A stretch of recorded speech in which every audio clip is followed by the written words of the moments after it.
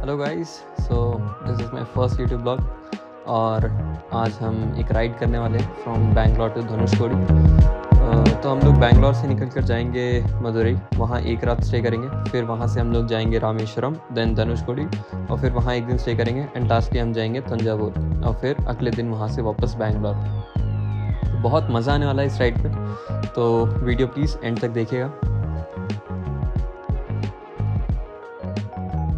तो अभी पहले मैं जा रहा हूँ अपना पेट्रोल टैंक फुल कराने के लिए एंड देन हम लोग निकलेंगे अपने दोस्त को पिक करने के लिए फुल। तो अब हमने अपना टैंक फुल करवा लिया। अब मेरे दोस्त का घर है यहाँ से 12 किलोमीटर, 24 मिनट शो कर रहा है यहाँ से टाइम। तो अब सीधा वहीं मिलते हैं आपको।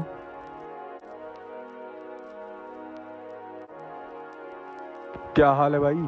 बढ़िया भाई, चलो तो सही है, जैसा हमने सोचा था वैसे ही एकदम प्लान के हिसाब से। और अब लोकेशन लगा लेते हैं हम लोग मीनाक्षी टेम्पल की और सीधा निकलते हैं वहीं पे। यहाँ से डिस्टेंस दिखा रहा है कुछ 4 से 35 किलोमीटर, जो हम लोग को लगभग 7 घंटे का ट्रैवल टाइम इसमें दिखा रहा है। तो चलिए अपनी राइड शुरू करते हैं।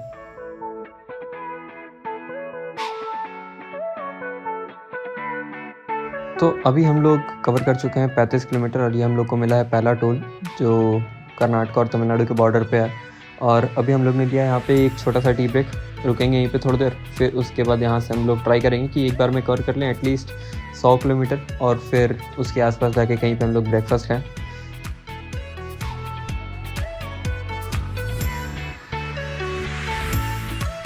आज ये लॉन्ग वीकेंड के चक्कर में आज हाईवे पर भी इतना ट्रैफिक है, लग रहा है सब के सब ये जितने भी लोग हैं सब सिक लीव लेंगे वनडे को।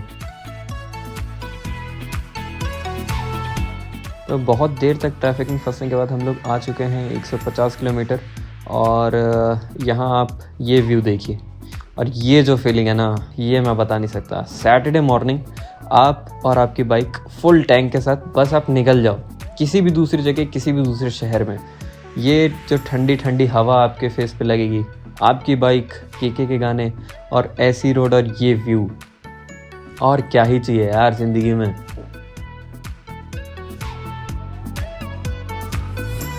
तो ये राइड की एक स्टोरी है, तो ये मैं आपके साथ शेयर करता हूँ। तो ये राइड की प्लानिंग मैंने शुरू की थी जुलाई में, जब मैं वेस्टर्न घाट से रिटर्न कर रहा था। तब मैंने ये ट्रिप प्लान किया था सोलो। तो सावन का महीना चल रहा है और शिव जी के दर्शन करने के लिए इससे अच्छा टाइम और क्या ही हो सकता था। तो मेरी आदत है ये, मैं जिस भी ट्रिप पर जाने वाला होता हूँ उससे पहले मैं उसकी वीडियोस, ब्लॉग्स, उसके बारे में पढ़ना, ये सब मैं शुरू कर देता हूँ ताकि उसकी नॉलेज मेरे को मिलती रहे, कोई भी जगह मिस ना हो जाए और उसके बारे में मैं अच्छे से जान सकूँ। तो इसी हिसाब से मैं अपना प्लान करते रहता था। फिर एक दोस्त है मेरा ऑफिस में, प्रतीक, बढ़िया बंदा है। तो एक बार मैं उससे बात कर रहा था तो उसको मैंने अपने प्लान के बारे में बताया। तब उसने मेरे को ये चीज़ बताई कि एक और बंदा ऑफिस में जो सेम टाइम पे सेम जगह जा रहा है, यानी रामेश्वरम जा रहा है, वो भी यही इंडिपेंडेंस डे वाली वीक में। फिर हम लोग मिले, बात हुई, फिर दोनों साथ में जाने के लिए रेडी हुए। तो हम लोग 1-2 हफ्ते यही चीज़ डिस्कस किए और हम लोग को कुछ मॉडिफिकेशंस भी करवाने थे अपने बाइक्स पे, तो हम दोनों ने साथ में ही कराई।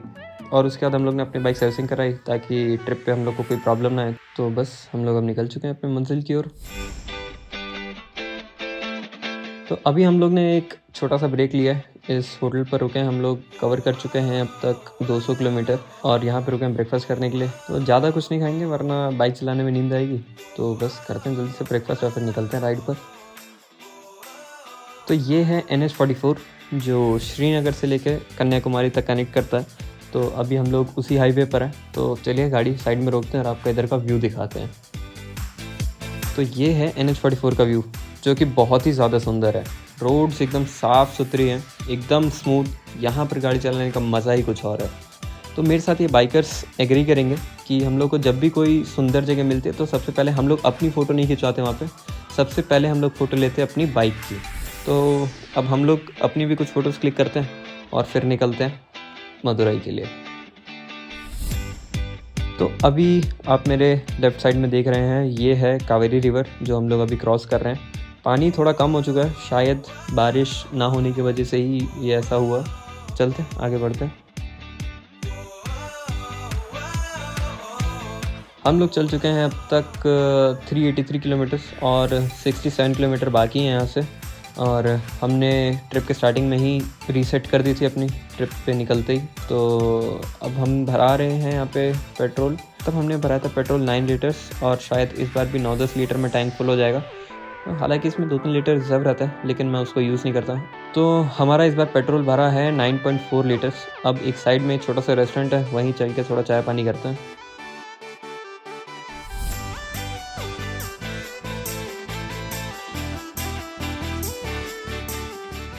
अब हम लोग निकल चुके हैं मदुरई के लिए छोटा सा ब्रेक लेके। अब हम लोग कंप्लीट कर लिए हैं अपने 400 किलोमीटर्स। यस गाइस, तो हमने 400 किलोमीटर्स कवर कर लिए हैं अब तक और ऑलमोस्ट 50 किलोमीटर बाकी हैं यहाँ से।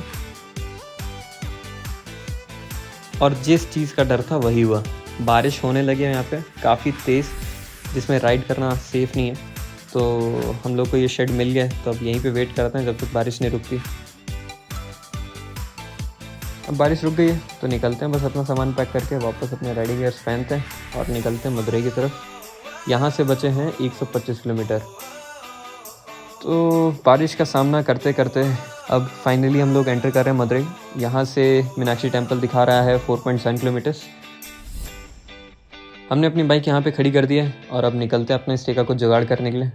5 होटल्स चेक करने के बाद अब ये भैया मिले हम लोग को और ये हम लोग को कुछ रूम दिखा रहे हैं। यहाँ पे लॉन्ग वीकेंड के चक्कर में कहीं रूम्स तो मिल नहीं रहे, अब देखते हैं यहाँ मिलता है नहीं, वरना फिर हम लोग ये सोच रहे हैं कि अब यहीं से मीनाक्षी टेम्पल के दर्शन करेंगे और सीधा निकलेंगे रामेश्वरम के लिए और वहीं पे स्टे करेंगे। तो फाइनली वो भैया के हेल्प से हम लोग को यहाँ स्टे मिल गया। उतना खास नहीं है बट हाँ, एक रात गुजारने के लिए काफ़ी है। जल्दी से फ्रेश अप होते हैं और निकलते हैं मीनाक्षी देवी के दर्शन करने के लिए। तो ये है मीनाक्षी टेम्पल, जहाँ मीनाक्षी देवी की पूजा की जाती है। मंदिर के केंद्र में 2 मुख्य मंदिर हैं, सुंदेश्वरा यानी शिव जी का मंदिर और मीनाक्षी यानी पार्वती जी का मंदिर। और ये अपनी आर्किटेक्चरल सुंदरता के लिए भी जाना जाता है। तो मिलते हैं दर्शन के बाद। Good morning guys. तो आज है हमारा डे 2। कल हमको दर्शन करने में 3 घंटे लग गए थे और फिर रूम पे आते हम लोग ने अपना डिनर किया और सो गए। तो अब हम लोग कर रहे हैं यहाँ से सामान अपना पैक, चेकआउट करते हैं और फिर निकलते हैं रामेश्वरम के लिए। चेकआउट कर लिया हम लोग ने, बस अब ये सामान बांधना है और फिर हम लोग को अपनी राइड शुरू करनी है। तो चलिए, टाइम आ गया है मदुरई को बाय बाय बोलने का, फिर मिलेंगे। तो हमारा आज का प्लान था कि 8 बजे यहाँ से निकल जाएंगे ताकि 12-1 बजे तक पहुँच जाए, लेकिन थोड़ा सा लेट हो गए हम लोग। तो अब हम लोग जा रहे हैं एक ऐसी ऐतिहासिक जगह पे जो है रामायण काल की, जहाँ राम जी ने और उनकी सेना ने समुद्र पार किया था, जहाँ हनुमान जी और उनकी वानर सेना ने पत्थर से ब्रिज बनाया था, जिसको हम लोग आज राम सेतु या एडम्स ब्रिज के नाम से भी जानते हैं। तो अभी हम लोग हैं एक जंक्शन पे, जहाँ से रामेश्वरम और कन्याकुमारी के रास्ते अलग अलग हो जाते हैं। तो हम लोग यहाँ से जा रहे हैं रामेश्वरम की तरफ और अभी हम लोग रुके एक छोटे से ब्रेक के लिए। यहाँ पे गन्ने का जूस पियेंगे और फिर निकलेंगे हम लोग रामेश्वरम के लिए। पम्बन ब्रिज यहाँ से शुरू होता है और ये जो फ्लैग्स आप देख रहे हैं ये हैं यहाँ की रूलिंग पार्टी के, और यहाँ पे हम लोग रुके हैं थोड़ी देर फ़ोटोशूट के लिए। तो अब हम लोग ने ये डिसाइड किया कि अब हम लोग पहले जाएंगे धनुषकोडी और फिर वहाँ से घूमकर हम लोग जाएंगे रामेश्वरम, ताकि उस जगह पर हम लोग को वापस घूम के ना जाना पड़े। तो चलते हैं धनुषकोडी। ये है पम्बन ब्रिज, इंडिया के सबसे खूबसूरत ब्रिज में से एक, और ये ब्रिज रामेश्वरम को भारत से जोड़ता है। तो अभी हम लोग हैं रामेश्वरम धनुषकोडी रोड पर और ये बहुत खूबसूरत है। रोड के दोनों तरफ आप देख सकते हैं यहाँ पे इंडियन ओशन है जो साथ साथ चल रहा है। पहले ट्रेन भी धनुषकोडी से आती थी बट फिर 1964 के साइक्लोन के बाद सब कुछ तहस नहस हो गया। तो अभी हम लोग जा रहे हैं रामायण काल के उस जगह पे जहाँ पे राम जी ने और उनकी सेना ने पुल बनाया था श्रीलंका तक जाने के लिए। तो जो पत्थर उस समय यूज़ हुए थे ब्रिज बनाने के लिए वो आज भी कई मंदिरों में रखे हुए हैं और उनकी पूजा होती है। तो हम लोग भी ट्राई करेंगे कि हम लोग वो देख पाएँ।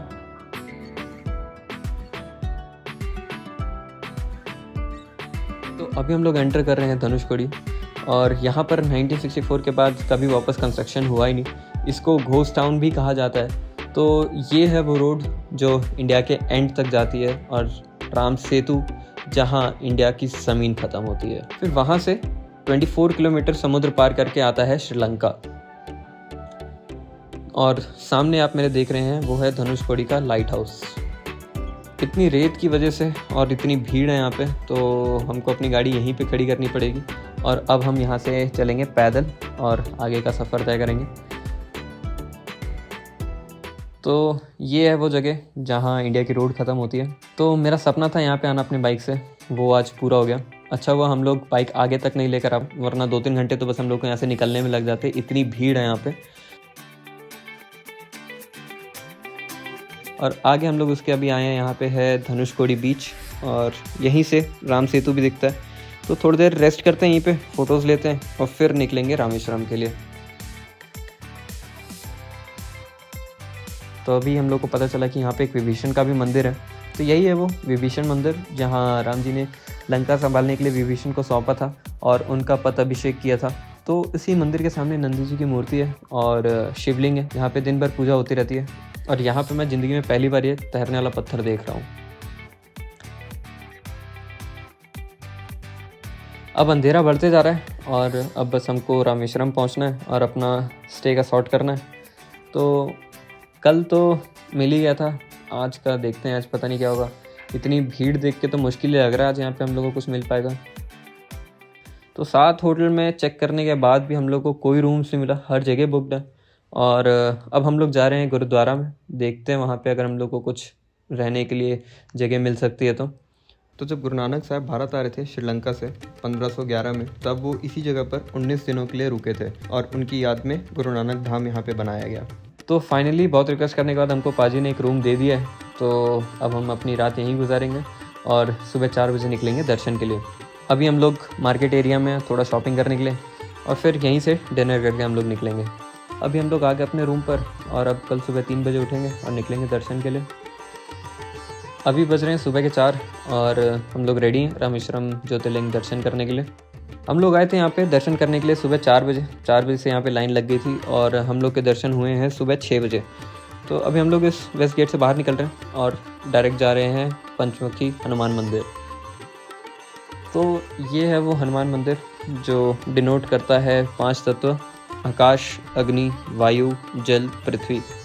और ये है वो पत्थर जो पानी में तैरता है। यहाँ के पंडित आपको पूरी नॉलेज देंगे रामायण काल के बारे में, वो आपको सब कुछ डिटेल में बताएंगे।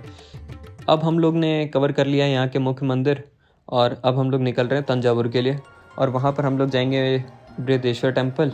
फिर एक रात वहीं निकाल के अगले दिन हम लोग निकलेंगे वापस बेंगलोर के लिए। तो यहाँ से तंजावुर है 250 किलोमीटर और टाइम कुछ दिखा रहा है ऑलमोस्ट 4 घंटे। तो चलिए राइड शुरू करते हैं। तो हमने कवर कर लिए हैं 25 किलोमीटर और अभी लिया एक छोटा सा टी ब्रेक। यहीं ब्रेकफास्ट और कुछ खाएंगे और फिर निकलेंगे तंजावुर की ओर। अभी हम लोग निकल रहे हैं यहाँ से चाय पानी पीकर और 224 किलोमीटर बाकी यहाँ से, टाइम दिखा रहा है ऑलमोस्ट 4 घंटे। हम लोग इस बार सोचेंगे सिटी एंटर करते ही हम लोग होटल ढूंढना स्टार्ट कर देंगे, क्योंकि मंदिर के पास जाके होटल ढूंढना बहुत मुश्किल होता है और छुट्टी वाले दिन खासकर। तो रूम मिल गया हम लोग को फाइनली यहाँ पे। अब हम लोग फ्रेश अप होते हैं, शाम में 6-7 बजे निकलेंगे बृहदेश्वर टेम्पल के लिए। तो अभी मैं आया यहाँ पे अपने लंच लेने के लिए और यहाँ पे हम लोग अपना खाना पैक करवा लिए और निकलते सीधा होटल पे। तो जो मेरे को राइडर है उनको ऑफिस का काम है, तो वो रूम पे बैठ के अपना ऑफिस का काम कर रहे हैं। तो हमने अपना दिन ऐसे ही प्लान किया था कि 11 बजे तक हम लोग चेक इन कर लें होटल में, फिर शाम में 6-7 बजे तक निकले बृहदेश्वर मंदिर के लिए। फिर उसके बाद हमारा काम भी हो जाएगा और थोड़ा रेस्ट भी मिल जाएगा। तो अब अपना सब काम ख़त्म करके निकल रहे हैं मंदिर दर्शन के लिए। यहाँ से 5 किलोमीटर है मंदिर और टाइम दिखा रहा है 10 मिनट। मेरे बगल में आप लोग देख रहे होंगे, ये है बृहदेश्वर मंदिर। यह मंदिर 11वीं सदी में बनाया था राजा ने और यह मंदिर डेडिकेटेड है शिव जी को। और जो पत्थर आप देख रहे हैं टॉप पर, उसका वेट है 80 टन और वो बिना किसी तकनीकी मदद के यहाँ के लोगों ने उस टाइम पे वो पत्थर को वहाँ तक पहुँचाया था। जहाँ आज की टेक्नोलॉजी से भी ये पत्थर को पहुँचाना मुश्किल हो सकता है, वहाँ पे उस टाइम पे लोगों ने अपनी दृढ़ता से वहाँ तक उस मुकाम तक पत्थर पहुँचाया था। तो हम लोग ने कर लिए दर्शन, अब हम लोग निकल रहे हैं डिनर के लिए। तो मैंने कहीं आर्य भवन की वीडियो देखी थी, तो अब हम लोग वहीं पे जा रहे हैं अपना डिनर करने के लिए। तो फाइनली हम लोग ने ढूंढ लिया ये रेस्टोरेंट और अब हम चलते हैं अंदर और देखते हैं इसकी खासियत। तो ये 100 साल से भी पुराना है और यहाँ तंजावुर की काफ़ी सारी फ़ोटोज़ ऐसी लगी हुई हैं जो लगभग 80-90 साल पहले ली गई थी। तो भैया ने हम लोग को बताया यहाँ की स्पेशलिटी है एक पॉट दम पराठा, तो हम लोग यही ऑर्डर किए हैं, खा के देखते हैं। आपको शायद ये चिकन लग रहा हो, लेकिन ये चिकन नहीं है और ये रेस्टोरेंट भी प्योर वेज है।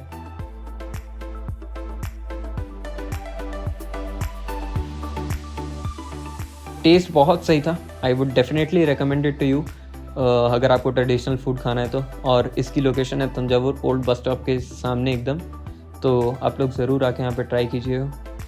तो अब हम लोग आ गए अपने होटल पे वापस, बस एक रात और फिर कल सुबह हम लोग निकलेंगे अपने अपने घर के लिए। तो अभी टाइम हो रहा है सुबह के 5 और आज हमारा आखिरी दिन है यहाँ पर। और अब हम लोग जा रहे हैं बेंगलोर अपने घर। तो बस पैक करते हैं अपने बैग को और निकलते हैं बेंगलोर के लिए। 30 किलोमीटर आगे आने के बाद हम लोग ने एक छोटा सा ब्रेक लिया है। यहाँ पे मेरे को अपने कुछ फाइल्स भी ट्रांसफ़र करने थे। इन लोगों ने बताया हम लोग को कि यहाँ पे कावेरी नदी है पास में, जहाँ पे हम लोग जाके थोड़ी देर रिलैक्स कर सकते हैं, शांति से बैठ सकते हैं। तो चलते हैं वहीं पे।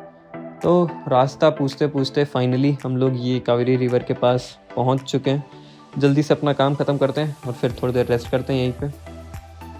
हमने सोचा था कि 10-15 मिनट का ही ब्रेक लेंगे, लेकिन कब 1 घंटा निकल गया यहाँ पे पता ही नहीं चला। अब यहाँ पर रिलैक्स करने के बाद हम लोग निकल रहे हैं बेंगलोर के लिए। अगर और लेट किया तो फिर बेंगलोर में ट्रैफिक मिल जाएगा और घर पहुँचते पहुँचते रात हो जाएगी। तो हम लोग ने प्लान किया कि रात होने से पहले हम लोग ट्राई करें बेंगलोर पहुँच जाएँ, ताकि हमारी बॉडी को भी कंप्लीट रेस्ट मिल सके। फिर कल से दोनों को ऑफिस भी जाना है। हम लोग ने लिया एक ये छोटा सा ब्रेक शुगर कैन जूस के लिए, और हम लोग हर थोड़ी देर पे शुगर कैन जूस या कोकोनट वाटर हम लोग पी रहे हैं, ताकि हमारी बॉडी हमेशा हाइड्रेटेड रहे। तो अब यहाँ से हम लोग निकल रहे हैं बेंगलोर के लिए। डिस्टेंस बाकी है 180 किलोमीटर और ETA दिखा रहा है अभी ऑलमोस्ट 3 घंटे। तो मैंने अपना टैंक ये लास्ट टाइम फुल करवा लिया है। इसमें अभी टोटल 8.82 लीटर्स डला है। और इंडिपेंडेंस डे के सेलिब्रेशन में इन लोगों ने दिया इंडियन बैच और कुछ टॉफिस, और इन लोग ने मेरे साथ फ़ोटोज़ भी क्लिक की।